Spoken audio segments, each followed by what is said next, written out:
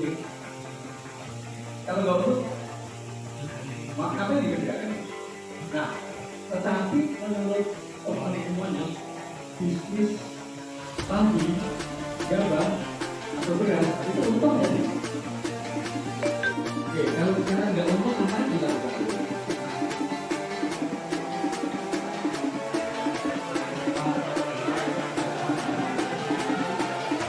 Ya pekerjaannya, tapi kalau nggak untung apa yang dilakukan?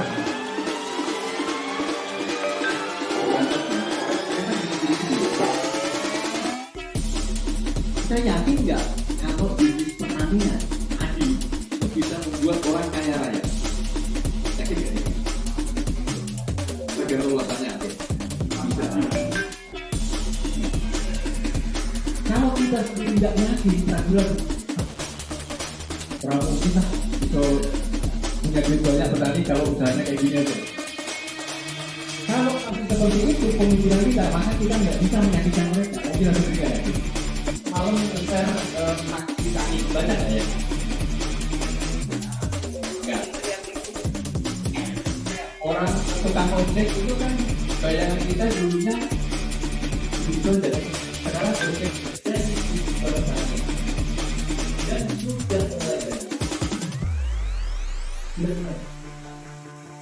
Ada perusahaan namanya Maksi Tani yang tadi malam saya share itu. Maksi Tani itu mirip persis seperti perusahaan aplikasi transportasi.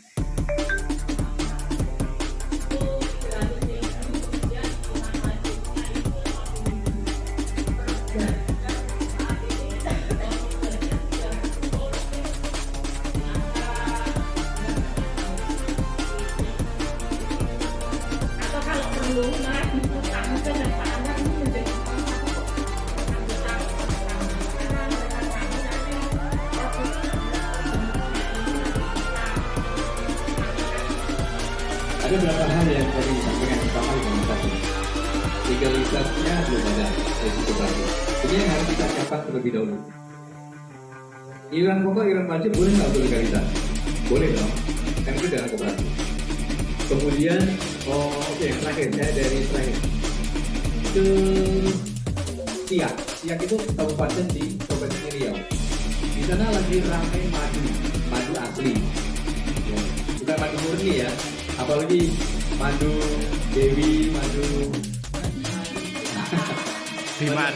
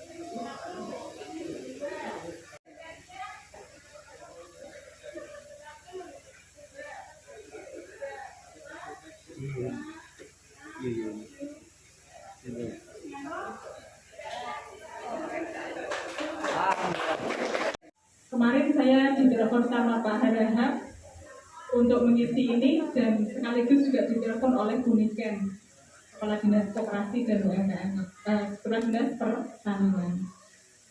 Saya nggak enak kalau nggak ngisi hari ini karena Buniken itu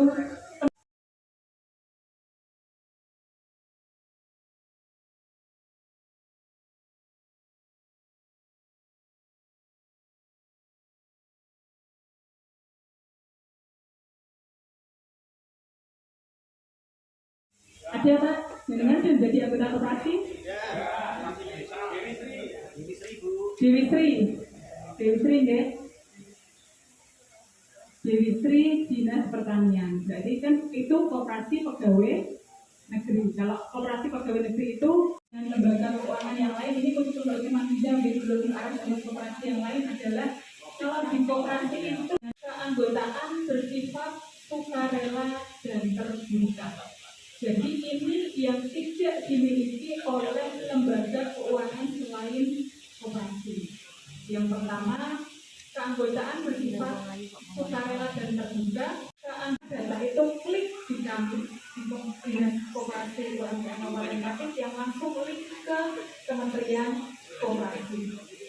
Saat koperasi ini tidak RAT selama 3 tahun berturut-turut dan dilaporkan ke kami, otomatis kami tidak bisa ikut di ODS, maka menjadilah koperasi itu koperasi tidak aktif. Kebetulan di Kecamatan Winong ini mendapat kegiatan IP yang pada tahun 2018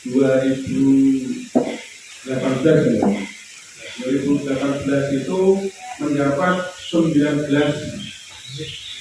desa. Yang di 2019 saya pindah di Kecamatan Jaken ini. Saya kurang tahu, saya 2019 itu ada beberapa desa. Kemudian di tahun 2020 saya kembali ditempatkan di Kecamatan Winong. Dan kalau itu berjalan dengan baik, dan kehadiran peserta itu rata-rata lebih dari 10% untuk di Kecamatan Winong. Dalam mengikuti sekolah lapang, ini karena hubungannya dengan SL, itu petani di Kecamatan Winong alhamdulillah para petaninya itu mengikuti dengan antusias sekali. Dan ada beberapa petani yang baru ini karena ada itu pelatihan pembuatan pupuk organik sama yang sekarang ini kita gunakan kan di situ karena mengingat langkahnya pupuk kimia sudah berkurangnya subsidi dari pemerintah dan dari harganya juga yang begitu melejit saat ini, sehingga alternatif kita dari para pendamping di SLBDWP ini lalu kita gunakan untuk menggunakan pupuk organik yang gratis berdiri. Untuk cerita saja, di Kecamatan Winong itu sekarang ada petani yang sudah menerapkan biosaka. Biosaka yang sekarang lagi tren, itu ada petani sekarang dicoba karena pada saat ini hanya ada tanaman kacang hijau dan jagung. Itu beliaunya sudah membuat, dan katanya dari testimoni beliau itu ada perubahan yang diberikan dengan pemakaian pupuk biosaka tersebut. Khususnya ini di Dananggoyo dan Sumbermoyo itu sebenarnya untuk kelompok taninya itu sudah ada kegiatan simpan bidanya, tapi belum berbentuk koperasi. Untuk yang di Dananggoyo yang mengikuti SLBDWP itu yang kelompok Sidodadi itu modalnya bahkan sudah hampir mencapai 50 juta. Itu modal promosi ini. Dan yang di luar modal mungkin itu sudah hampir mencapai 50 juta. Itu sudah berjalan beberapa tahun berjalan, tapi belum masuk ke koperasi di dalamnya. Tapi tukang tunjangnya tidak berjalan lama itu dan berjalan belum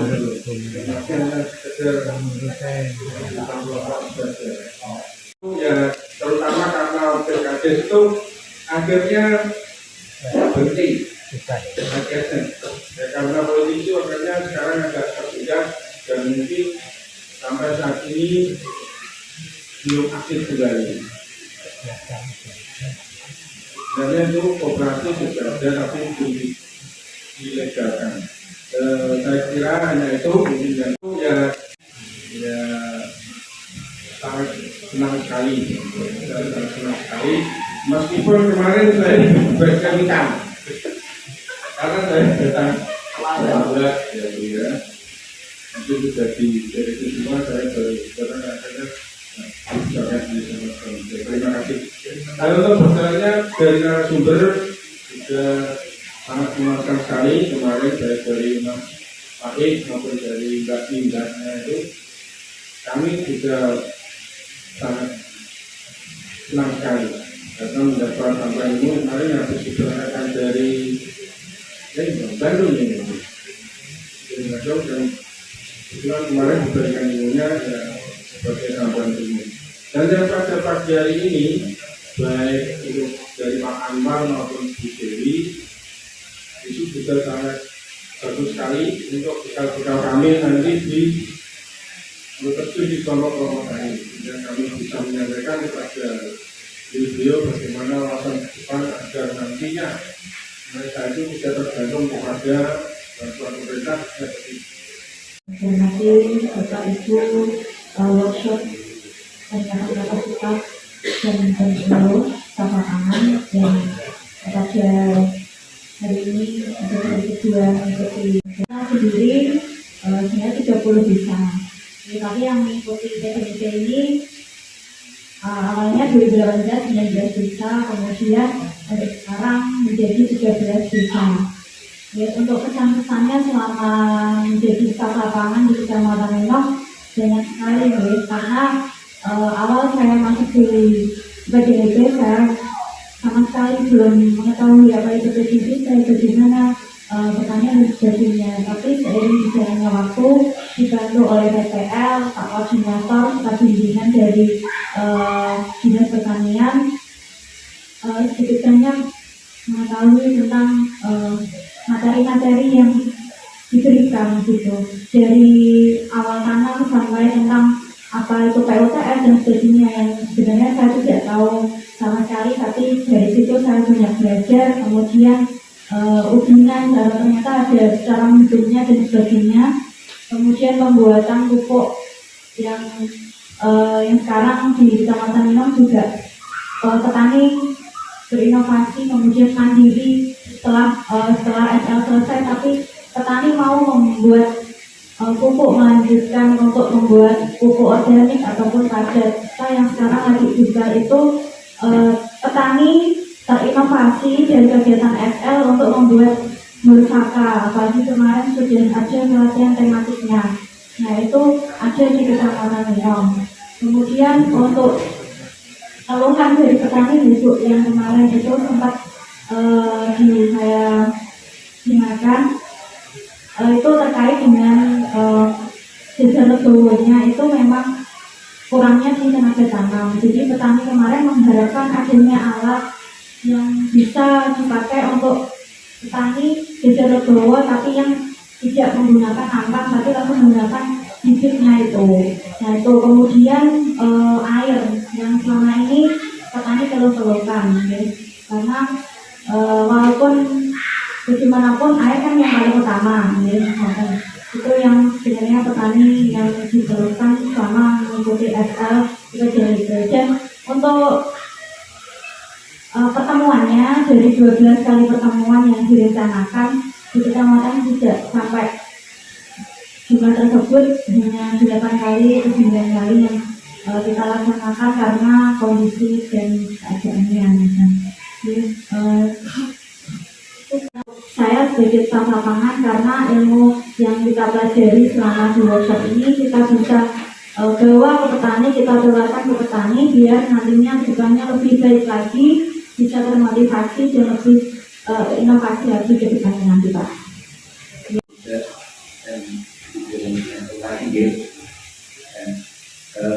Di sini saya akan menyampaikan sedikit ya, mengenai perjalanan di sekolah lapang di Gabus ya. Jadi kalau di Gabus itu kita nyorotin dari rantai nilai ya. Kalau rantai nilainya itu sebenarnya di tahun mulai itu sudah jalan sebenarnya, tapi pemasaran mungkin pemasarannya itu memang kadang kita butuh ya untuk dengan bisa lain atau bagaimana lah gitu ya. Selain itu kemarin pas ada kayak kendala gitu itu mengenai kurangnya sarana prasarana gitu. Misal pengepresan gasnya itu butuh alat yang intinya itu faktor itu harganya tapi mahal. Tapi kalau dari Gapoktan sendiri beli itu mereka belum punya dana. Belum kemarin itu seperti itu pas saya mendampingi di lantai nilai lambat. Nah, itu mungkin nanti kalau ada mungkin masukan atau apa mungkin jadi sampaikan di Gabus. Alhamdulillah selama ini walaupun 11 desa memang kita banyak suka-suka ya. Artinya kita juga itu banyak waktu lah, intinya waktu yang harus kita tuangkan benar deh kalau untuk petani, karena kita 11 desa dari aja itu nggak ada namanya istirahat ya. Senin sampai Sabtu tuh nggak ada istirahatnya itu gitu. Kalau kita boleh posting ya Bu, intinya itu bisa sampai 13 ton. Tapi itu terbukti karena benar airnya cukup, tanahnya bagus gitu Bu. Jadi kalau desa-desa lain itu masih sekitar 8 ton gitu Pak. Itu keadaannya masalah. Kita berkunjung ke sana juga menyaksikan sendiri. Terus di sana juga ada itu perhutanan. Nah, perhutanannya itu juga dari desa itu sendiri. Jadi ya bisa berbelan asli gitu. Jadi dia sudah menciptakan perhutanan sendiri di desa tersebut, dan di desa Koryo Kalangan sendiri juga sama. Dan kemarin pas kita ke lapangan dengan petani desa Koryo itu malah menginginkan besar legowonya itu enggak hanya 1 hektar. Pas kita tawarkan mereka itu sampai sekitar 10 karus ya Bu ini ya. Kemarin kita mau Pak besar legowo 21 gitu. Iya, di luar kan mereka sudah menanam gitu. Itu di desa Koryo Kalangan kemarin, tapi kalau yang lain kita kemarin kamu ya belum ada langsung dari petani, tapi mereka yang punya terus pembuatan kalau kayak pupuk air dan sebagainya itu mereka juga sudah, dan di BP Gabus juga ada sendiri asam lemak itu sudah kita promosikan juga, kita bantu sebagai penyuluh, kita sekaligus memberikan arahan ke petani, siapa tahu nanti petani mau kan arahan dari workshop ini juga pastinya kan petani ingin yang mandiri gitu. Nah, kalau ini ya dapat ilmu baru Pak di bidang ya. Intinya ilmu nanti kalau lah kita terapkan ke petani mengenai tentang adanya koperasi dan sebagainya. Nanti misal khususnya Gabus, misal ada yang ingin nanti bisa ya. Oke, itu sedikit dari saya, guys. Assalamualaikum warahmatullahi wabarakatuh.